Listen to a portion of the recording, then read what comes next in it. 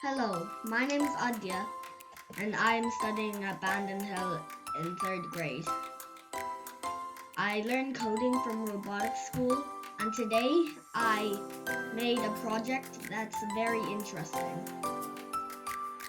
It is an LED control that you have to use a phone.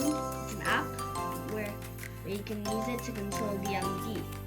I can also use speech recognizing and I can also change the brightness.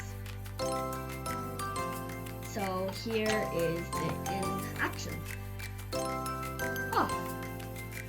On, off. Now I'm going to use speech recognizing. Wake. On. Sleep.